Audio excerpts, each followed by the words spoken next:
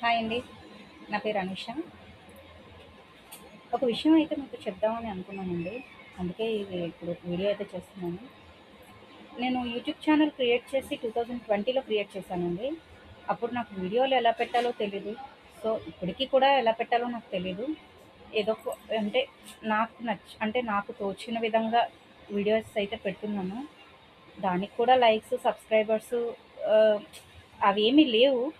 కానీ వీడియోస్ ఏమైనా పెడదాము బాగుంటుంది అని నా సరదా కోసం నేను యూట్యూబ్‌లో అయితే అప్‌లోడ్ చేసుకుంటున్నాను.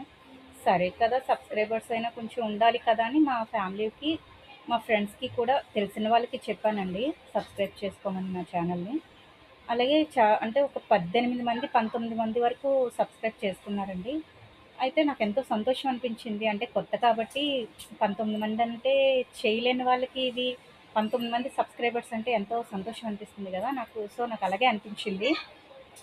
సరే కదా అని చెప్పేసి కొన్ని వీడియోస్ అయితే అప్‌లోడ్ చేసుకున్నానండి. దగ్గరగా ఒక 65, 60 వీడియోస్ లాగా అప్‌లోడ్ చేసుకున్నాను.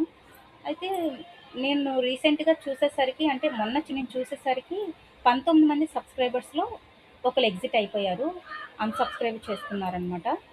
అది ఎవరనేది తెలీదు కదండీ! సబ్స్క్రైబ్ చేసుకున్న వాళ్ళు ఎవరు చేసుకున్నారో, ఎవరికి చేసుకోలేదో అనేది మనకు తెలీదు కదా! సరే పోనీలే అని చెప్పేసి అనుకున్నాను. దాని తర్వాత ఈరోజు నేను చూసేసరికి 18 మందిలో ఇంకొకళ్ళు కూడా సబ్స్క్రైబ్ నుంచి వెళ్ళిపోయారండి.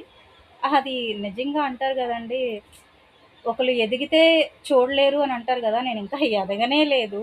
ఏదో నా సంతోషం కోసం వీడియోలు పెట్టుకుంటున్నాను. ఆ వీడియోలు పెట్టుకుంటే అవి చూడ్డానికి కూడా వాళ్ళు ఓర్వలేనంత అంటే అలాంటి మనుష్యులున్నారు మనకి. ఎవరైనా బాగుపడితే చూడలేని అలాంటి మనుషులైతే ఉన్నారు. ఇప్పుడు నాకు ఇది చూసిన తర్వాత నాకర్థమైందండి. నిజంగా అండి ఒక్కళ్ళు బాగుపడితే ఈ లోకంలో అయితే ఎవరు చూడలేరండి.